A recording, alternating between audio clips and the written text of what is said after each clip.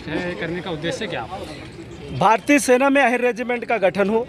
जब से देश आज़ाद हुआ, वर्षों पुरानी ये हमारी मांग है कि भारतीय सेना में अहिर रेजिमेंट का गठन इसलिए हो, ये एक मांग ही नहीं है, ये मांग इसलिए है कि जब भी इस धरती माता को और भारत को बचाने की बारी आई है तो अहिर सूरवीरों ने अपनी शहादत का बलिदान सबसे ज़्यादा दिया है। आप जानते होंगे 1962 रेजांगला को जो युद्ध हुआ, 120 प्योर अहिरों की वो पलटन थी, जिन्होंने रात को 3 बजे चाइना जब अटैक करता है तो इस 120 वीर अहिरों ने कसम खाई और दादा कृष्ण के जय घोष के नारे लगाए, मरेंगे या मारेंगे लेकिन सीमा को नहीं छोड़ेंगे। उन्होंने जब चाइनीजों ने 7 बार अटैक किया तो उनको 7 बार भगाने का काम किया और 114 वीर अहिरों ने अपने सीने में गोली खा करके जम्मू और कश्मीर और गलवान की घाटी को बचाने का काम किया।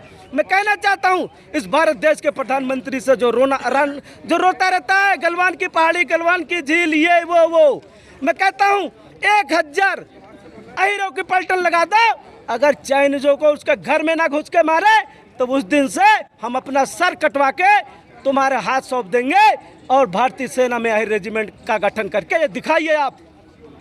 आपने कहा कि गलवान घाटी में अहिर रेजिमेंट बना के वहाँ खड़े कर दिए, तो अब भी कर सकते हैं ना? अभी तो अहिर तो मांग हमारी जायज जो मांग है, हमारी किसी जाति और विशेष पार्टी से, हमारी जो मांग है वो इस सरकार से हमारी ये डिमांड है और हम टक्कर इस सरकार को दे रहे हैं। जो भी सरकारें आएंगी उनको भी टक्कर देंगे अगर ये नहीं बनाएंगे, और इसकी चोट हम वोट से चोट देंगे 2024 में। आपके पिछले कई सालों से मांग चल रही है, अभी पिछले 2-3 महीने से गुड़गांव में भी टोल टैक्स पे धरना चल रहा है, लेकिन सरकारों के कानों पे देखो, सरकारों की बिल्कुल जायज़ है, उनके कानों में बात पहुंच चुकी है। उनके जो मंत्री हैं वहां जाके घुटने टेकते हैं और वो जाकर के साधुवादता दिखाते हैं और इस आंदोलन को ख़त्म करना चाहते हैं।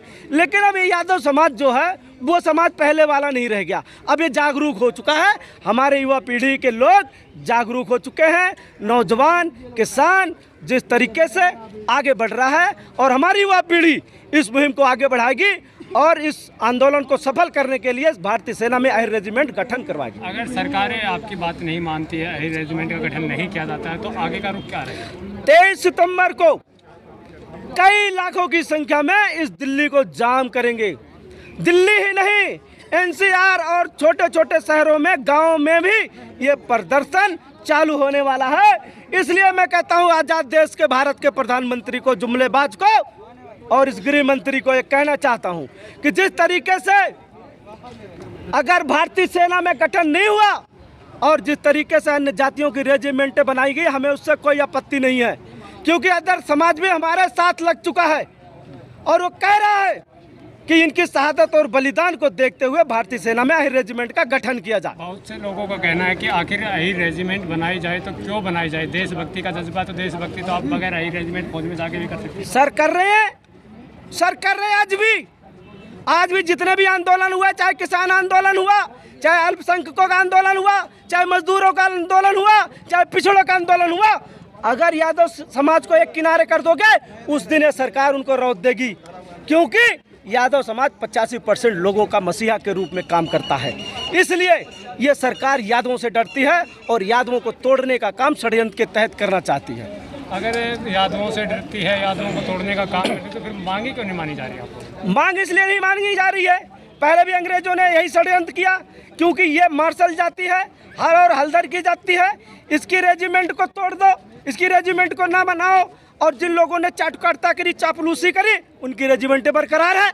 जाति और धर्म के नाम पे क्या है रेजिमेंटें? जितनी भी रेजिमेंटें आप सब लोगों को पता है, तो हमारी क्यों तोड़ दी गई? हमारे में क्या खासियत थी, जबकि सबसे ज़्यादा शहादत और बलिदान हमारे लोगों ने दिया इस देश के लिए।